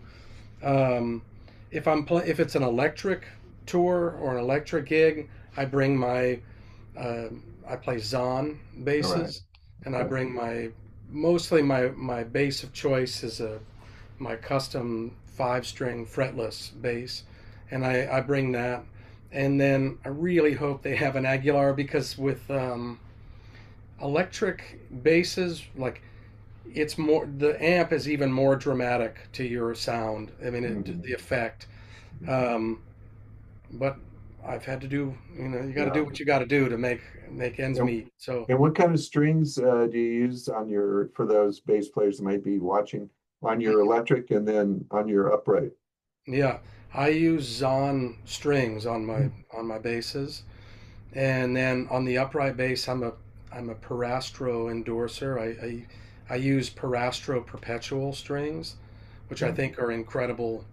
Uh, because for the way I play, I really need a hybrid string. So in the Mhm. upright world, hybrid means it's good for both arco with the bow and pizzicato, Mhm. and so I love them. They're a brighter string. Uh, Right. but if this were a bass channel, I could like start going down the rabbit hole because right now Yeah, I'm yeah. in this like string exploration mode, and Parastro has been sending me some different strings to try. Right. Um, like I've got a music stand full of contemporary and classical pieces that I'm preparing, I'm working on. So I'm kind of really obsessing about string sounds right now. Right. Yeah, yeah. No, But it's important. I've even told people as a guitar player, I remember when I first started studying with Bill Connors, he had me make a pick out of a coconut shell, which is a curved, starts out round. So I had to flatten and to make it thick and a certain shape on the ends because he taught me how to bow instead of picking the string. He told me that there's space in between, so you're losing time. He believed in bowing the string, so I would learn to bow it with the coconut, and it wouldn't wear out as much. And that way, you get a warmer sound than the flat picking sound. But I have picks now that I get and I put a razor blade and make it so it doesn't slip and shape it. I've even driven all the way back from a gig because I forgot it because all those little things, the strings is my point, a pick, whatever, all those little things affect your sound and yeah, your comfortness when you're playing, you know? yeah, I mean that's the every upright bass player, like especially jazz bassists, we all know the struggle. It's Mm. like I have the like my other bass, like I can fly with it, but Um, I will do that in some situations, but when it's a gig or a tour where we're in like this next one we're going to be in Valencia for 2 days, and then we're taking a train to Barcelona, and then we fly to France, and we're in different cities. The taking a bass, I will get charged on every leg of every flight, Right. and I need to come home with money, right? Yeah. I Yeah. need to make a living. So sometimes it's just not practical because of the money the cost that'll incur. If I'm playing a festival and they cover all the things, no Right. question, boom. Or if it's something where it's like I'm really going to have to do a lot of very technically specific things, I may want my own instrument so I know the sound, the strings, Mhm. because the bass de jour thing, it's like you bass de jour, like different Yes. bass every Yes. night. Yeah. Yeah. Um, I could end up with I get different strings, different diameters, different tension. Yeah. All that runs the gamut from, and then action. I've been Mm. I've had extremes like playing one place in it was the Azores. I was in a. I've played 2 different festivals in the Azores over the years, but the first one I played, and they had groups like going up backstage, and then we go out on stage. There was no time to check the instrument, and I was playing with the Lee Konitz new quartet, and one band left the stage, and they said, "Okay, you're up," and I go out, and the guy hands me a bass as I'm walking out on stage, and the strings are like this high off the neck, and I'm walking out like, and the audience is clapping. I'm walking out like thinking, "Oh my God, what am I gonna do?" Oh, that's a nightmare. Yeah, it was a nightmare, and I think like you have to adapt. I'm Yeah, going to do the best I can of try to be me, yeah. severely limited. And then the opposite is playing this famous club in Copenhagen, Cafe Mamatra, I think. And they had this beautiful bass that was, um, I won't say the name of the bass player, like great bass player, I think Danish, but the action is like an electric fretless bass or something where it's like Uh, almost touching the board, and then like I'm a power, like I pull the string. I don't want it to be so high that like it hurts I get hurt. That's like there's no good in that. yeah. But I want some power, and you get that from height, and you get Mhm. air around the sound. Ooh. So now it means like changing my attack to like no, if No you hit power. something Yeah, that low, it just bounces off the board. So yeah, adapt, right? yeah. But every touring jazz bassist is in the same boat. So Yeah, we it's all have, amazing if you think about it, Ron Carter or players that are older that they can still play, because you're thinking amazing. arthritis and just the age, especially a electric bass guitar. I don't see that much unless you have, something bad, but that's got to be a challenge maybe when you get older because just your muscles are less and yeah, that's got to be tough. So winding down a little bit, I've got your gear. We know you like to do recording and touring. Now, for those that may be watching or now, do you teach personal lessons as well? I Okay. do.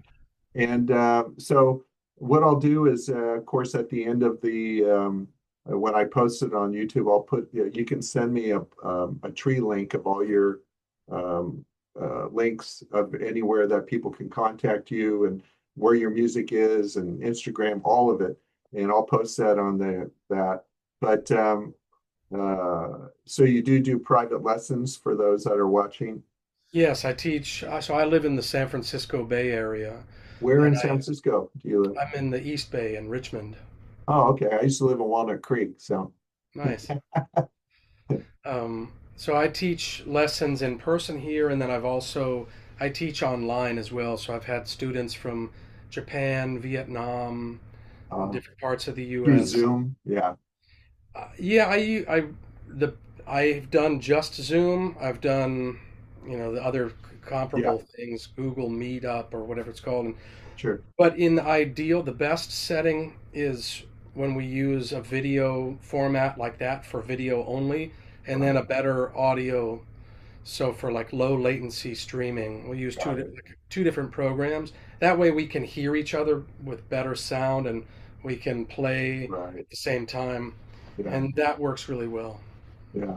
So, and then uh, you said that you have some sponsors, some products you work with, which I'll also put down underneath. What are some of those that you're associated with? hmm Parastro strings, and specifically the perpetuals, Yeah. perpetuals, um, and then Zahn electric basses. Amazing, Yeah. amazing I've basses. never heard of those. Where are those made?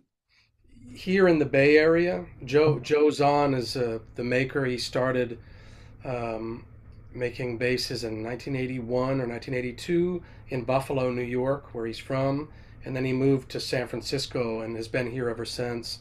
Yeah. And um, I've known about his basses since I was a teenager. I And used to go. what is it about those particular bases that you think are set apart from other ones? The Yeah, wood, the shape? yeah.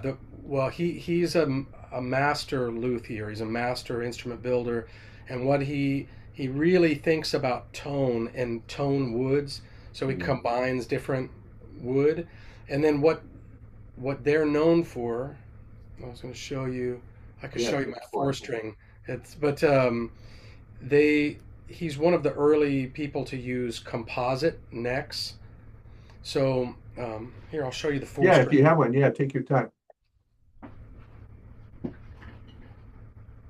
So here's the four string of this is the JD4.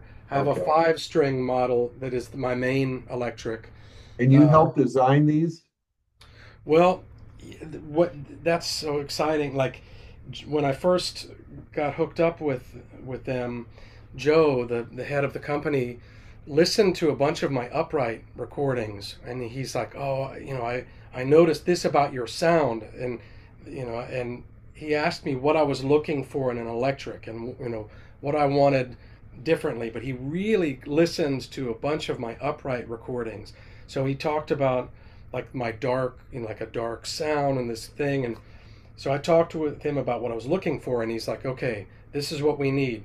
We need this kind of wood, this kind of," and and then, I mean, so that was incredible. I've never experienced that before. And just so viewers that don't know, when you play electric, you don't play it like hold it like Stanley does. You actually almost hold it like an upright. You have more of an angle, I notice, when you play a little more. Uh, uh, If you Well, I that's think what I've noticed on your videos, and that you hold it more up here than down here. not down here. Yeah, kind of I use a strap. I stand. It's Yeah, probably more like this, yes. right? Okay. Um, but they're also known for composite necks. So he does later. He started doing wood necks, but this is what they've been known for Uh-huh. you know Yeah. 40 plus years, and they what that means is It's like smoother, like easier to move to maneuver, or the sound. they like do not move. So if I fly from San Diego to Atlanta, Georgia, or and then Greenland or something, like it does not get Temperature change. affected. Yeah, the Yeah, neck doesn't move. Like you can adjust the truss rod to set it a certain way, and you can count on it. right. And then they have an amazing sustain, and but what's interesting is with my models, with the JD models, they have a darker sound because he's a lot of his, he's known for a kind of a brighter sound. Is They're very popular with metal players, Okay. and like Anyone in particular that you could think of that Billy play? Gould from Oh, Faith No More, um, Paolo from Sepultura, mhm. um, Dick, I can't remember his last name, from Meshuggah. All these guys play that, but Michael Manring, if you're familiar with Michael, not a metal guy, but like an Right. amazing electric bass player. He studied with Jocko, and he's but also like an extraordinarily unique player. He's been a Zahn guy since the '80s, I think, Yeah. and but Well, with that's my one thing model, about your electric playing. It'd be nice sometime, because I know you can, and you have an affection for that kind of music, is to put out something with electric bass playing, because you have a very unique style. I mean, I've watched you, and I there's not enough stuff out there, I think, for people to really enjoy of your electric playing. I know you play a lot of the upright, but um, I could see you putting out an album with the electric. I'd love to. That's like on Yeah. my list. I've got kind of a backlog of projects the last few years that I want to put out. I did, I've done a lot of different projects as a hired bass player, Right. and last year, I think it came out. I did a project with an amazing saxophonist friend of mine named Dan Zinn, and Hmm. that on that album I play upright, fretted and fretless electrics and sing on one of the tracks, and that's with Rachel Z on piano and Omar Hakim on drums. I love Omar. He's a great drummer. Yeah, Yeah, amazing. Yeah, definitely. I mean, you have fusion chops when I hear you play, when you solo on some of the videos that I've watched. And so you have the bass, and then the strings, and then what else? And then Any gear? Aguilar amplification. Okay. And do you use pedals of any kind, delay, reverb, when you? I do, and I've gone in and out of. I have a bunch of different pedals, but I'm not like a pedal wizard or something. But I do But you have. like a little reverb and a little delay, or? Yep. Sometimes delay, sometimes reverb. I like overdrive. Like sometimes I'll put like just a bit. Uh, I've got a number of different pedals that I've played with, octave pedals and yeah. Pog. The Pog. Oh I yeah. really like that. Um, but I think my pedals like so. The answer is yes. I Yeah. have a bunch So of pedals. but the upright, do you use ever anything like I know for me, I don't like a dry guitar sound. I like a little wet, but not too much. I largely know. I've tried and not really been completely sold on that. And Mm, part of the reason why, or a big reason why, is that the acoustic sound is so present with mm, the upright that I hear that as like I'm hearing that, and then I hear an affected tone through the amp, and I just like with the electric, you're only getting what's coming out of the amp. So like if I add something to the sound, I get that effect. And right. with the upright, I hear too much of both things happening, and I don't particularly Yeah, like it. which makes sense. It's an organic box of wood with a string on it. Like my guitar, for instance, I just have volume and tone, one pickup. I like just that basic, clean, organic sound.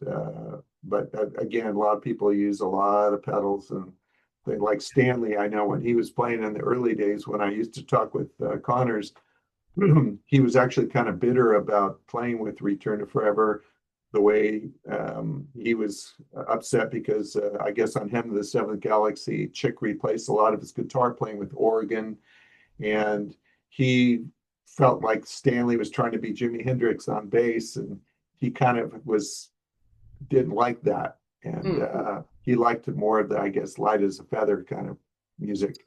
that was a great album too. Yeah, yeah. And But in fact, Stanley wrote that song. light as a feather. Yeah, he's the composer of it. Um, what's the the track off Hymn of the Seventh Galaxy?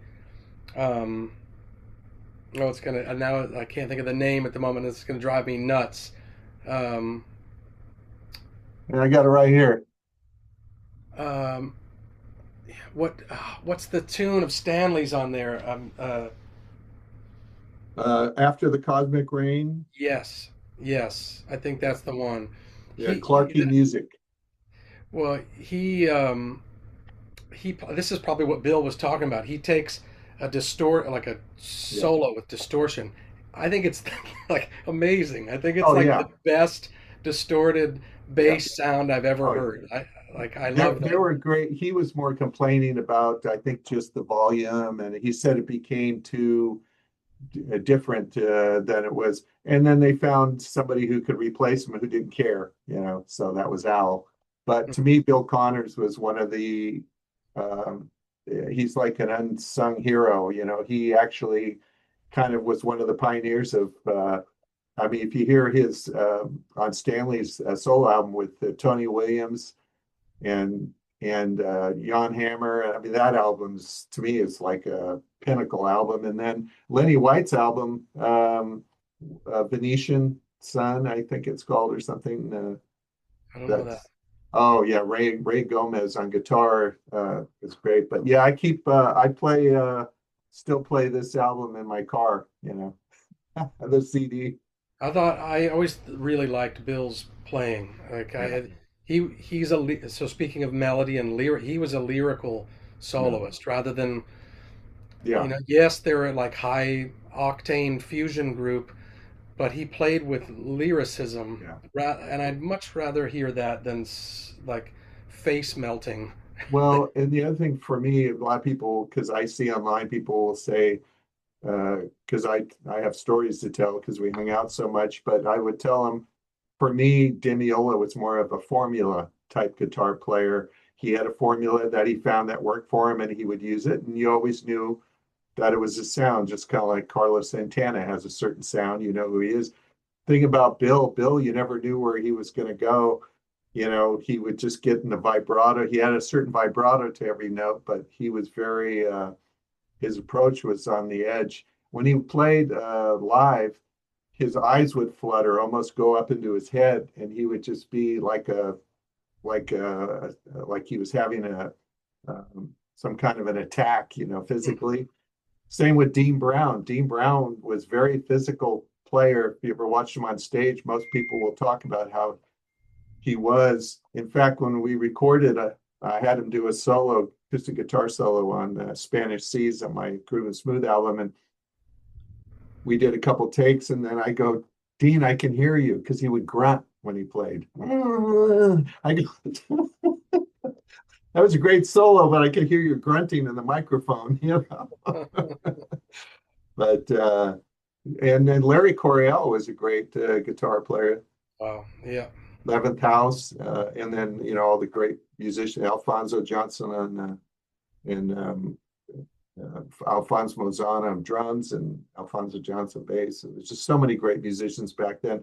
To me, fusion, that short period of the early 70s to I think really the late 70s, not much into the 80s, was just a period that really changed music. You know, Mahavishnu Orchestra, Return to Forever. That's why I got into music. I was just, yeah, I went out the next day and bought a guitar after I heard him, The Seventh Galaxy, and started playing. Oh, I want to learn that. Oh, you know. So the last question I have for you: if you weren't doing what you're doing now, playing music, if you had any real or unreal, actually one or two questions. I asked this, Gary Husband said he'd want to be a Grand Prix Formula One driver. What occupation would want to do? Wow. I honestly don't know. I don't know what I'd A want chef? to Bus. I had one guy say he wanted to be a bus driver because he liked the big steering do. wheels. I don't know. Maybe, I mean, this is really off the cuff, but maybe Uh-huh. acting. Right? Yeah, there you go. Yeah, I could see that.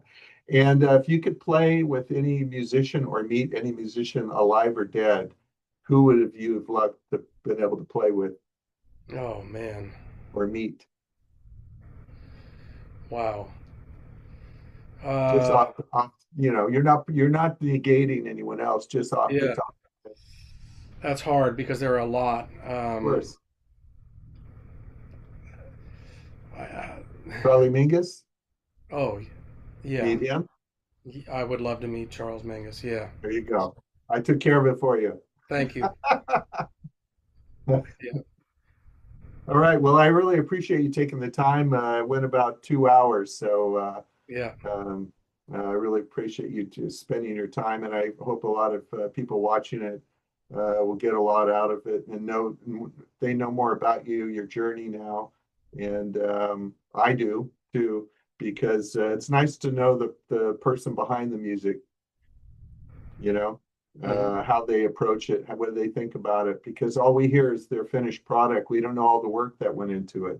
And Hmm. when you know the work that went into it, I think it adds value, especially again, a lot of these musicians that may be watching this that haven't really had these experiences.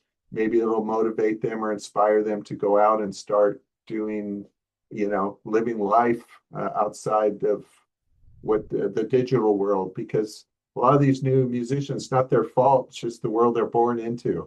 Right. Yeah.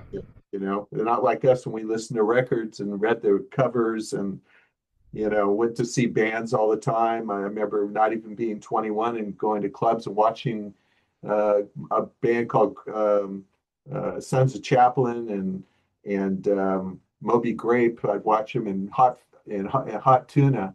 I'd watch them through the window through outside the club just so I could see Jack Cassidy play a bass solo on Candyman, you know, Wow. on his hollow body bass. So, all right, man, I really appreciate you taking the time. Thank Likewise. you. Thank you.